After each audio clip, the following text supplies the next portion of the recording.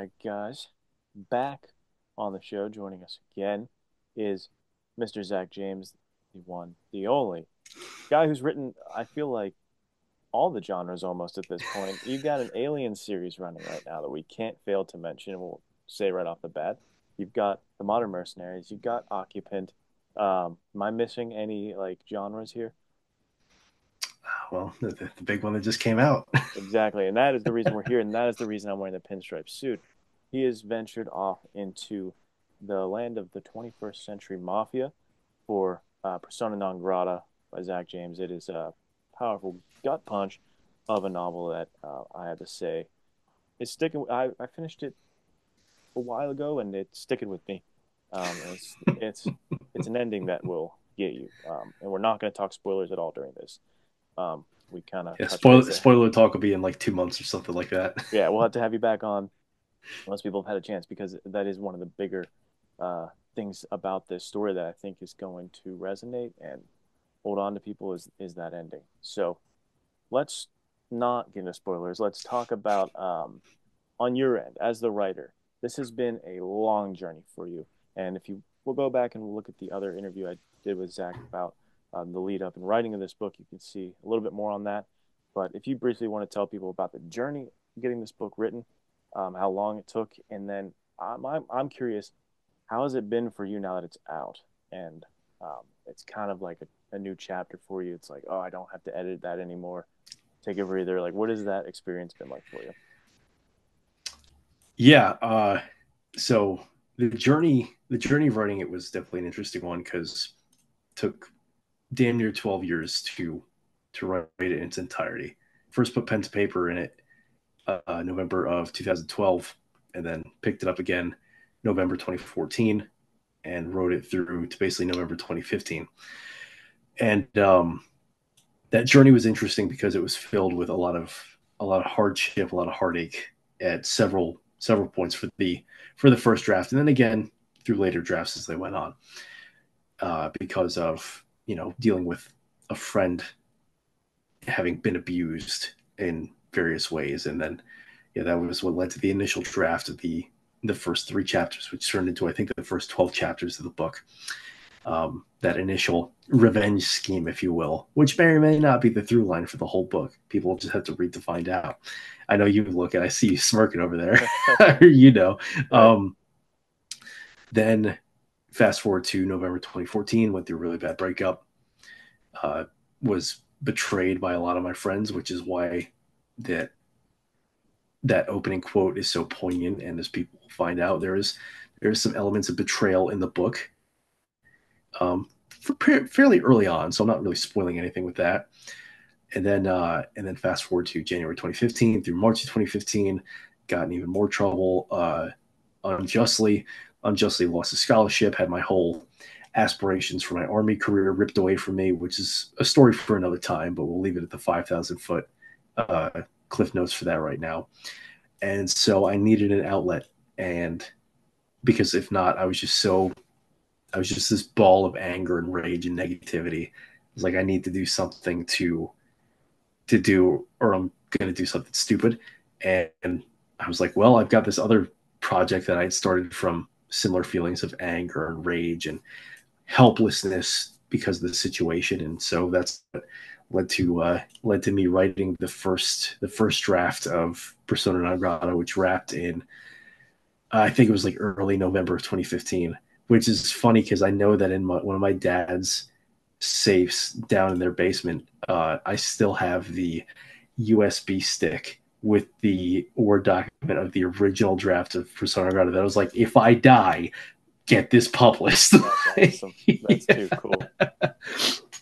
And then to answer your second question about how it feels now that it's out, I don't think the reality has set in yet that I no longer have to, other than eventually doing the audiobook, which, you know what, let me announce here.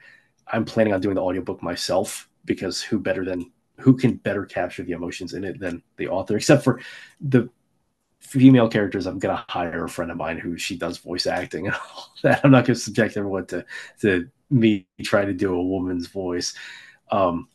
So other than the audiobook, I don't have to touch this thing ever again, which is a really weird feeling. And it really hasn't set in yet because it's been with me for so long. Right, It's like right. the literary version of my student loan debts when I first paid those off. It's like, oh, I don't have to worry about this anymore.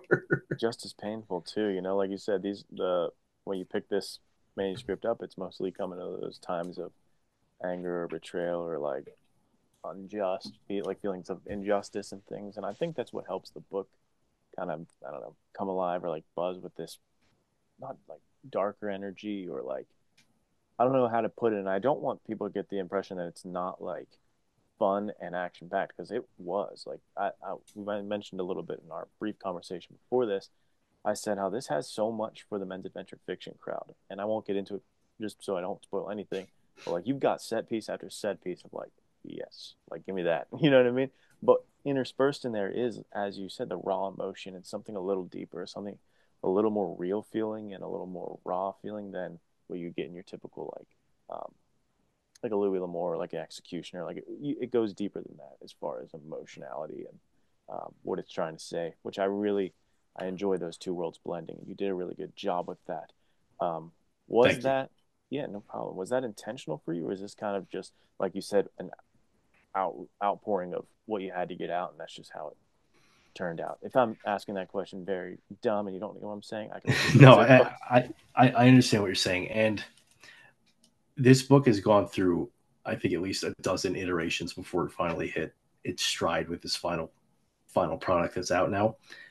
And it was definitely a lot more rough around the edges when it first came out. So it was even more dark, even more raw. It had less of those brevity moments that I sort of interspersed, which I added as I got older and continued to rewrite it and got more life experiences and realized that hey, life isn't all terrible like it felt like when I first wrote the these parts, the initial parts of the book. yeah, And I did that to sort of so it was intentional to blend those two where you've got your really low lows and then your very brief but very high highs of things are going well or things are funny. And I wanted to do it in a realistic way where it didn't feel like tonal whiplash. And that's why there are certain things that I like, as you've seen and people will see. Dom is not a smooth character despite some of his best efforts. He is not your he's not your smooth operator, your James Bond type. He's very much sort of, he's a dude who he owns a suit, but he doesn't like know how to have it tailored or anything like that. Or one of my favorite scenes that I wrote that I added for the last iteration is he has a Glock that's fully automatic. It's got an aftermarket switch on it. He mm-hmm. posts up and he's ready to return fire, and he's not expecting it, so the damn thing almost rips itself out of his hand because of the recoil and stuff like that. And then other little things that I thought added more realistic, like once he's sort of later in the story, he's got his stride and all that, and he's walking to a meeting, and he slips on a patch of ice and skids forward until he hits some snow. And it's just a sort of the reader to be like, wait, what? you to add those little realistic moments of brevity, because not everything needed to be so dark and angry to the point where, as TV tropes would put it, too depressing stopped caring. Right. And so that was the conscious effort to balance those out while still keeping those raw emotions for, I'd say, 85 to 90% of the story. Yeah, the point about tonal whiplash is really good. And I think that with your intention of doing that, you were totally successful because it felt just more like real life when even if you're having a worst day of your life and things, hey, ice is ice. Like you could slip. It's things like that. Like you did when there was moments, it wasn't like a time for like an MC, not to bash on the MCU or anything, but like oh, time to like Oh, get I'll canceled, bash on the dude. MCU all day. So, Joke a no, minute type thing. no, Nothing like yeah, that. yeah. No, there is no moment in this book where someone's like, "Well, that just happened." Like, I Right. hate that kind of humor. It just drives me up the wall at this point. Yeah, and it was not that at all. It was just kind of like you were observing real life, and it felt very real, and I enjoyed that. Another thing I enjoyed about this writing, um, I mentioned to you a bit before, is about the amount of open loops or kind of like Easter egg or not Easter eggs, breadcrumbs or mysteries, whatever you want to call them. What you do so well in this book is you set up like intrigue for the reader of like, oh, who's this or what's going on here, and then you don't really reveal that for a minute. In that minute, you're revealing another question, another question, another plot point, and then we get something about that one over here where we're asking about, and you kind of just like moved forward with that. And again, this is kind of one of those, was this because you have been writing it for so long that all of these different plots you had to figure out how to get them together, or was it very intentional for you, like, okay, I need to intersperse something about this storyline here, and then I'm gonna do it maybe 5 chapters later? Was that kind of a lot of thought, or was it just how you wrote it? There was only one that was intentionally added for this very final rewrite. All the rest, because I took such a pantser approach to it, of just being like, I know I wanted to hit these main plot points, and then I just wrote whatever came to me in the interim, and that led to a lot of those where it was like, oh, this is still open. I need to resolve this, or oh, this happened. Now I can tie it back to this, and that's how it escalates on certain things. And I'm sure you're picking up on the points that I'm putting down, Right, putting right. down here. So most of that happened naturally. There was only one that intentionally I added to add some more poignancy to the story and establish a loyalty to certain characters and all that. But the rest were a combination of, okay, I'll address this later, or oh crap, I forgot to address this. Like, Right. how are we gonna? And then I have to go back and rework some stuff. That's awesome. And that's with our kind of like, we continue to have this, oh, you know what I'm talking about moment. That's what I think people, once they've read this book, they're gonna have to go back and read it, because for me, I'm already thinking I have to do a reread because of the way you do that whole thing we just talked about, of like, hey, let me propose a question to you, answer a few chapters later. You just got 5 questions in the interim. Let me weave those together and escalate. Once you get to the end and things hit you with that final punch we alluded to earlier, it really makes you recontextualize. And you're like, I kind of want to read the whole thing again to see what I was missing here. Yeah, specifically that one big point of, oh, that was kind of weirdly convenient. Right. Yeah, it makes you think like, I don't know. I think that's just very impressive storytelling, to be able to do something like that. Um, and I think you pulled it off. So kudos to you, dude. That's really Well, cool again, to have thank a you very book. much, and I'm really happy you enjoyed it. Yeah, to have a book that you can enjoy not once but want to reread. I think that's like not that's pretty rare. I personally don't really read a lot of books, but I want to reread this one. So that means something, right? I can't think of a better compliment, so I'll take it. So my next question is a little bit just directed towards one character, Mr. Dominic. And I want to know personally, your, like, not as a writer or anything, but just Zach James. I know it's probably hard to detach yourself, but if you were a reader, you were a person observing Dominic, what is your take on that character? What do you think of him? Are you a fan of his? Are you like, where do you fall with him? For me, I kept getting like, and I hope this isn't offensive to you, but I got like Sigma male or like Ryan Gosling Drive vibes. I was like, this guy could be Taxi Driver. This guy could be Drive. This guy could be La Samurai. He's I liked his character, and I bet you if he was in a movie, he would get a bunch of edits on Instagram with that Sigma male song. You know what? I would be okay with that, and I am okay with that comparison, Okay, because at least those Sigma males are cool, unlike a lot of the other ones on Instagram. Dark psychology. Shut the hell up. Anyway, right, to detach myself and look at him as a character, which is pretty difficult because spent right. a good chunk of my adult life with this guy. Uh, Actually, all of my adult life, because I started writing it when I was 18. Think about it. Yeah, I could see that. I think that's a very apt comparison. I think he's a little more personable as the story goes on compared to those characters. Yeah, he's not as flat by any means. In the beginning, he kind of is. He kind of is pretty flat with that, and I wanted it to be where the character has growth, but almost like on a micro level compared to, like there's no hero's journey in this one. Like he is very much still the same character at the end that he was in the beginning. He's just, well, minus one or two factors, and then he has those ripped away from him. So I guess he is the same character at the end. Uh, me personally, I like him. Like if this wasn't mine, I think I would like him a lot because he has that anti-hero feel to it, and it's that old school sense of honor of Yeah. I'm going to take care of those who have taken care of me, or even I'm just going to take care of those who are close to me. And sometimes I'm just going to take care of those who can't take care of themselves. There's no greater purpose than that, and there's no real for him. It's all about that purpose of oh, this is my next thing. I'm going to make sure it gets done, be it good, bad, or ugly, and he does all three. Yeah.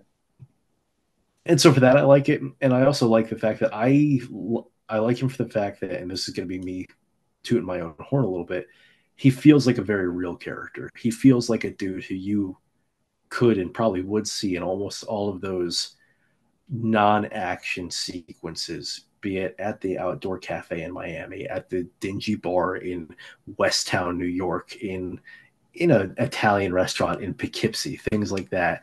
Um, he just could be any one of those everyday people in that scenario, and I think that's what I like about it the most is because it may not be a character where someone could be like, oh, he's literally me, even though I wouldn't mind if he did become one of those characters and the Yeah. whole Sigma male thing because I like that, especially with the Ryan Gosling stuff. I just because they're all great movies that they're pulled Right. from. Um, but at least they're like, oh yeah, I've seen someone like that before. Yeah, he's very, yeah, he feels like somebody who's in your group of friends. Like there's mentions to things he, that are typical, like video games and things that you would have like touch points with him and be like, oh, I get that. Yeah, Or when he's like calling it like the spaghetti and he was talking about the sauce and he's like, I'd probably get slapped and have to call it gravy. And he's like, oh, I'm sorry. Like those real types, conversation I've had with my grandfather too about the right. red sauce vice gravy argument. That's the stuff. It's like it's real. It feels real, like you said, to your point of that makes him feel not like a caricature or like a lifeless kind of thing. He's a very personable guy with a personality and a real life, and that's something I like about him too. And that's where the taxi driver comparison. That's not what I mean. That is mischaracterizing. I don't think he's like that Travis Bickle guy at all.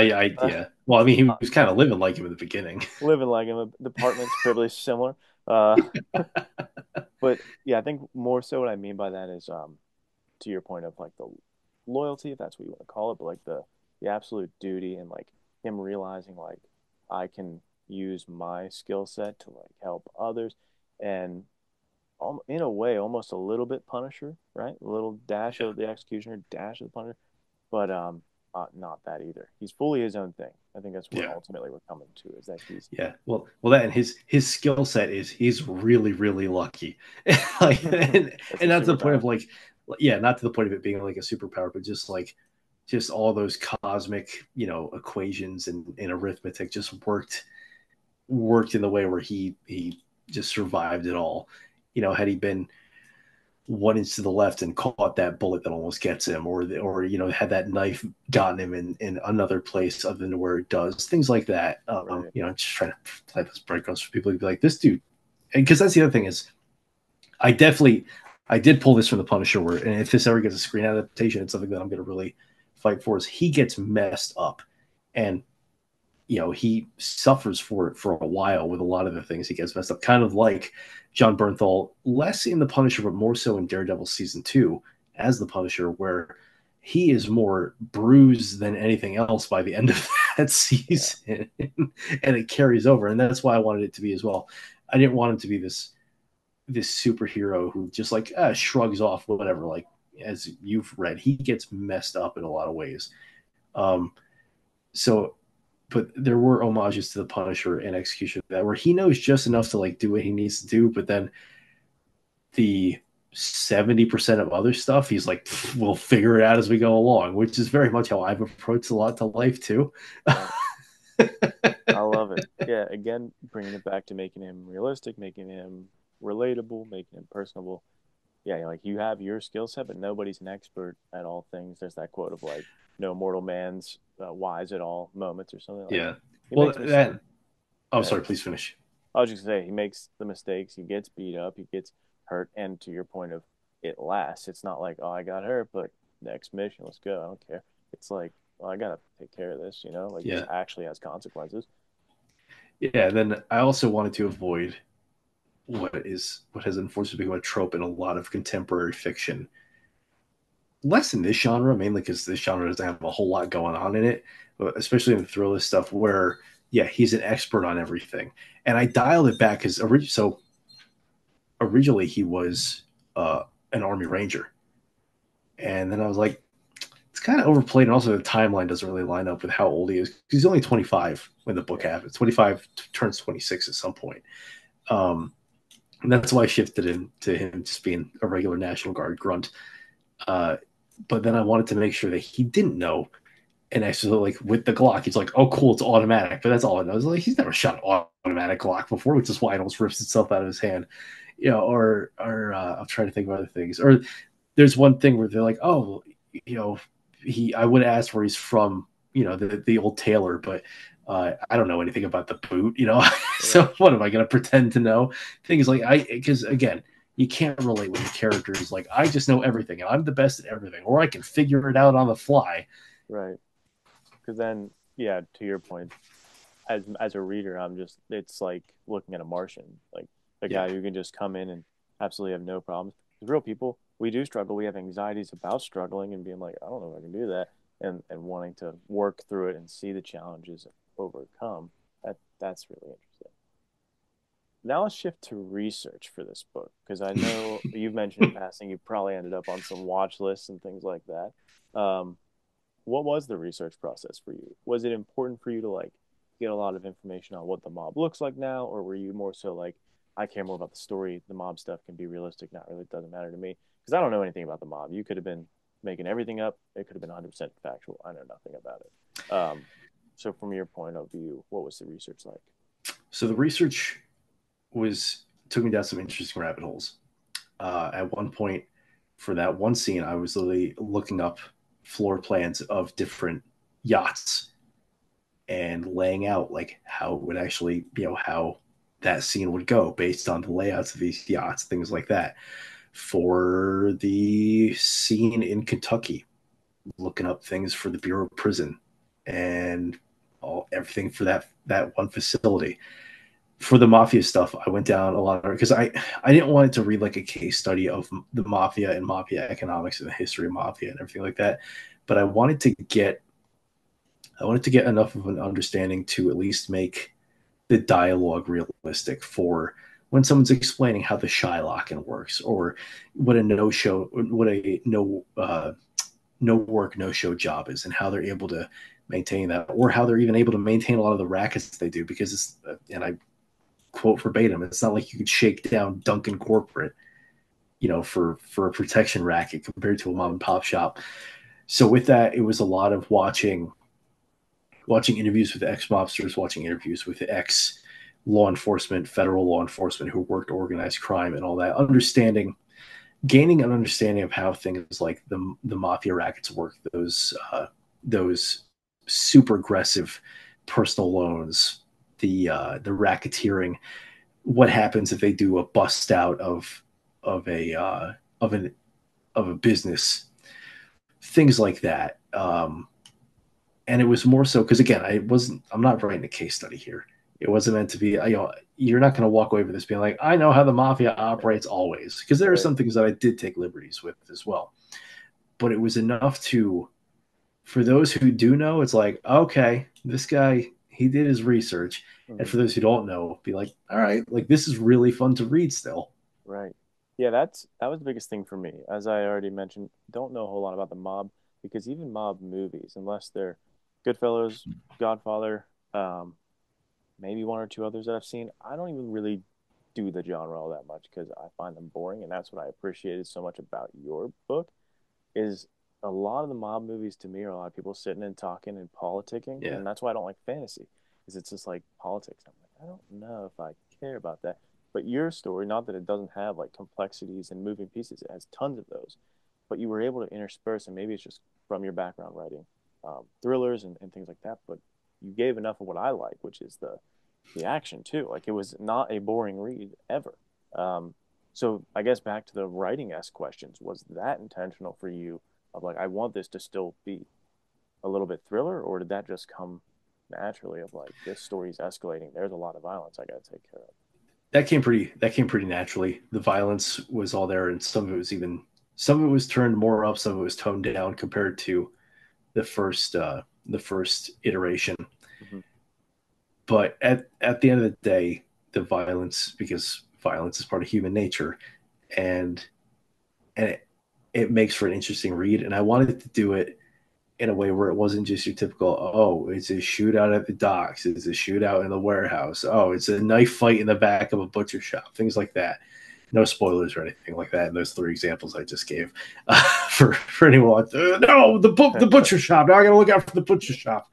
Um, I wanted to make sure because it's funny because I did so much research into how to even describe this book because it's so different from anything else I've Yeah. written, and I would say it's damn near half character study, half thriller, some drama sprinkled throughout.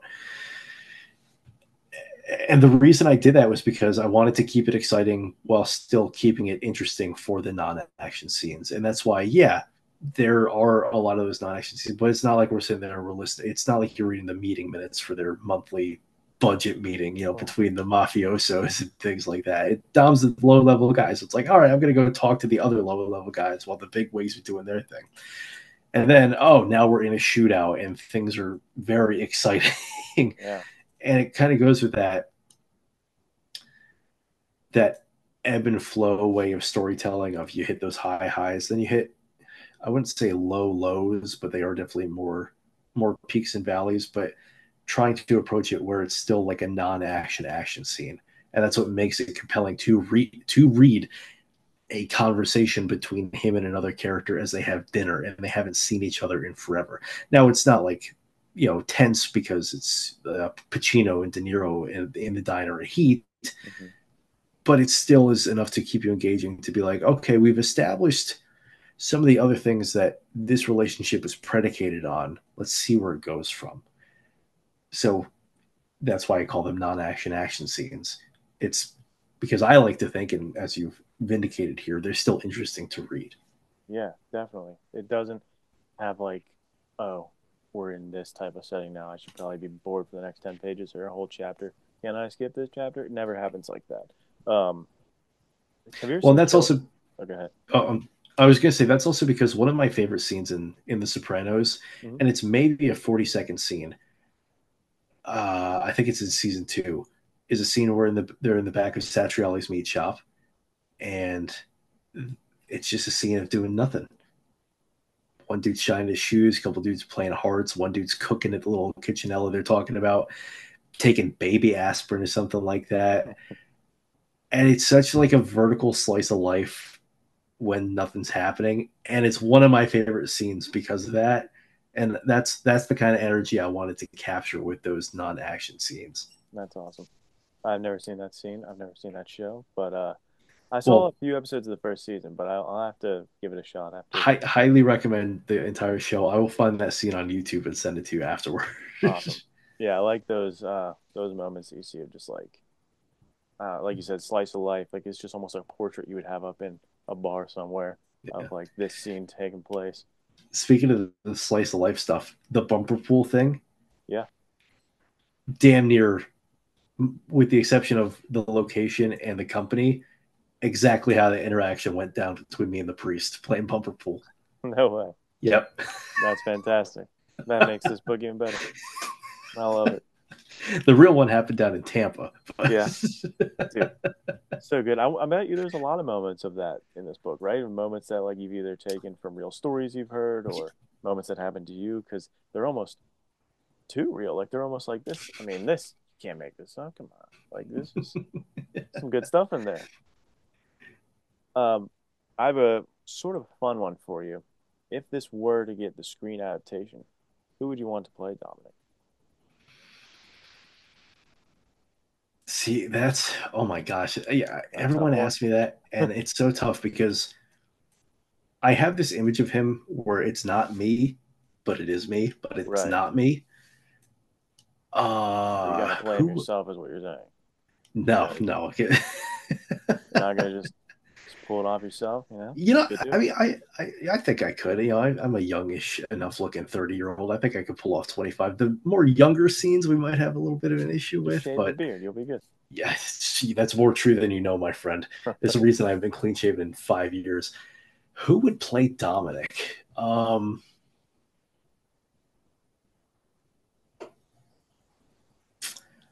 I'm gonna have to pass right now, just because I Oh, would have to just pull up IMDb and just start looking right.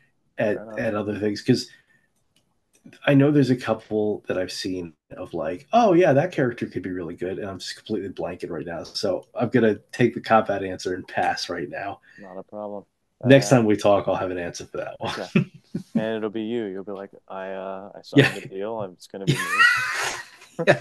I mean, I wouldn't complain if that were the case. If we're going, maybe this one will be a little bit easier. Let's say instead, who would you want to kind of helm the project director wise? Is there anybody comes to mind? It's like, oh, this guy's got to do it. I would love It to is meet a this person. it is a two-way tie between Michael Mann, because he was so much of his work was an inspiration for this story, or Taylor Sheridan. Nice. Just because I love Taylor Sheridan's work with. Well, he wrote Sicario, but I know Denis Villeneuve directed it. But Taylor Sheridan also wrote and directed Wind River and Hell or High Water, and also Yellowstone. Yeah. And I And think he would. Sicario too, as well. I think he He directed did do Sicario. Sicario too. That's right. Yeah, that's right. Denis Villeneuve only did the first one, and I think. Well, and also I I watched it last year, Tulsa King, and that's Yeah. that's mobbed Hey, up too. Mob. There you go. Yeah. So I'd say it's a 50-50 tie between those two as my That's top awesome. pick for directing it. Yeah, I definitely got Michael Mann for myself. And then maybe it's just because I was watching a lot of Manhunter recently. But Fair enough. I could definitely see um, either of those guys doing a fantastic job with the Hell or Oh, High Water. The way that was shot, just yep, take that kind of vibe into the mob. Like that's good. That's good yeah. stuff. That, or Miami Vice 2006, Michael Mann. You know, Yeah, dude, it'd be so good. This thing is, and for those of you who have read it, like this would be a great TV show. Like this would be a fantastic series. I originally, when I had a conversation with Zach before I'd finished the book, I said there should be a movie. I was dead wrong on that. Don't do that. It would be horrible. There's too much in here to put in a movie, and that's how you get those situations where it's like the book was so much better. Don't ever see that movie. That's where you get one of yeah, those situations. Is people would be pretty mad. I think if we had to squish everything down. yeah, yeah, yeah. It would just, it's too much, and it's not to say that the story's bloated, but there is, as Luke said earlier, there's just so much in the overall through line of those little branching paths that then get readdressed and closed out later. They would probably, a good 50% of those would get cut in a film adaptation. So And everything matters. It's not bloated. It's like everything is so meat and potatoes. Everything is a part of it, which is again impressive from your standpoint as the writer to be able to juggle that many things. So, kudos to you, sir, and thank you for putting this book out there. I know after like 12 years, I'm sure a lot of people might have, if it's that kind of book, right? Everyone has that kind of book they've been working on for so long. It's sometimes pretty easy to just pull the plug and be like, it's not ready. It's not ready. And that's not, and you keep doing that. So I appreciate you being like, I'm gonna get this out to the people because yeah, now we've got this incredible story that I'm super happy that people are gonna get the chance to read and talk about because it is one of those ones you read, you reread, you discuss, and it's I'm happy that it's in like the world now. So I I, appreciate you I being am able to too. do that. Yeah. The journey is kind of going to the next chapter now, right? Now the next chapter is all about getting that Michael Mann or Taylor Sheridan That's script. right. So that's Yeah, what we, just and got to start picking away at Hollywood for that one. right. And thank you again for coming on here and chatting with us. Um, Always love having you on the channel. We got to get you back on the Men's Adventure Fiction podcast. Which we got Nathaniel Hummel here making a cameo for this interview to ask some The final man himself. questions. Yes, the legend right there with the perfect hair. How you Um, doing, sir? I'm rocking my Cornicello for the book cover, dude. Hey, There you go. There you Gotta, go. At gotta least one of love us is. it. How are you guys doing today? doing good. Doing good. Doing really We're well. glad to have you here. How are Yeah, you, sir? I'm good. I'm having a blast. Uh, yeah, congratulations on Persona non grata, my friend. What an Thank you very accomplishment. much. Yeah, it's so cool to see a book that's like falls into so many of these men's adventure fiction genre aspects, has a little pulp, has like heavy crime, lots of mafia ties, but it's not just like a small paperback, dude. That is a beast of a book. So it's That's part of the marketing I tell people is like you could use it as a weapon if you need to, especially I mean, yeah, and you sure could. the paperback is just as big as the hardcover, and I had to reduce the font size to get it to fit the paperback. Dang, That's awesome. thing's a Uh, lethal weapon itself. Yeah, yeah, John Wick could kill someone with this book. I'm sure he Nice. could. That should be the blurb, dude. It'll be on the 10th anniversary edition. Love it. It's a beautiful thing. So, with the background of all that you guys have discussed, what's a book and a movie, or even a TV show that you'd recommend for fans of Persona non grata? If this monster of a book isn't enough for them, and they need more content like this, uh, what do you got? So I'm going to give two answers for the TV show. The first being The Sopranos, because you can't go wrong with The Sopranos, and that was a huge influence on some of the later editions of the book as I got more and more into the mafia side of things, along with real life references and studying and all of that. The other one I'm going to recommend is, as we discussed earlier, Tulsa King. I think the second season is coming out later this year. Don't quote me on that, but I feel like that's correct. It's out right now. Um, There's like 3 episodes out right now. oh, it's out right now. Yeah. I know what I'm watching next. That's awesome. That's a really good one too because it's again it's its own spin on the mafia thing of hey, what if we sent one dude out to establish a mafia foothold in Tulsa, Oklahoma? So I would recommend those two for the TV shows. For the books and the movie, I'm gonna go a little different. I'm going to steer away from mafia stuff actually, but still Look at this. things that are of the same vein of what Persona non Grata is about. So the book being Tom Clancy's Without Remorse, because revenge and lost love is a huge factor of that book, and it's what drives damn near 50 to 60% of the book, with John Kelly, who eventually becomes John Clark, going after this local crime ring because of reasons. I'm not going to spoil the book, even though it's damn near 30 years old at this point. It might actually be, oh, no, it's 31 years old. That came out in 93. And then for the movie, and I'll be curious to know if either of you have heard of this movie, it's called You Were Never Really Here. Yes, I have heard of that. It I saw it was, once. I've Wow. heard of it. I, I've not seen it. I watched it on my laptop in 2018 when I was in Africa. And that one, and I'm glad at least one of you have seen it. That one again follows a very similar vein of this tortured guy who happens to have some background in some things, and he just sort of exists for these short-term purposes until something larger makes itself apparent. And I'm going to leave it at that because I don't want to spoil the movie because it's fairly new, and I don't want to spoil my own book. So yeah, Without Remorse for the book, and You Were Never Really Here. It's the 2017 film with Joaquin Phoenix. For anyone who wants to check it out, for the movie, that are in the same lines and had a little bit of influence in the overall story that became Persona non grata. That's awesome. Dude, what picks and also the casual Africa mention, dude. I That's was thinking adventure that, right dude. there. Dude, just so sick, you know. I love that. What a place Dude, to watch that. You're never gonna get that experience again, you know, just watching Joaquin smash some fools over in Africa. Well, yeah, it certainly wasn't too like bad at Spencer slipping Dutton in the living in Africa. Africa. It was better because there was Joaquin Phoenix there as well, Yeah, I wish it had been like Tanzania in a tent like Spencer Dutton. No, I was living in a Connex box in just outside Djibouti City. I was there with the army, so huh? Nice. Well, you could Too have sick. just left it ambiguous. We would never know, you know. We would have just been picturing just one Hemingway day, and then Spencer Dutton. one day I'll live that. Yeah, Awesome.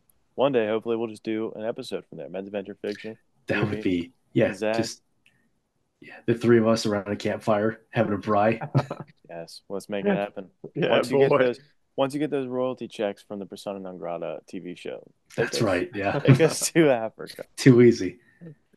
All right. Yeah. Thank you, Zach, again, and thank you, Nathaniel, for coming on for the final question. awesome job. Go pick up the book if you haven't. What are you doing here? Pick up the book, read it, get out of here, go finish it, and then reread it, as I already said. And then you can check out these book, movie, and TV recommendations. You heard the man. I can't argue that. I mean, I'm wearing a Goodwill suit here. What are you gonna do? You It looks gotta good on listen. you. That Thanks, does guys. look good. All right. Till next time, fellas. See ya.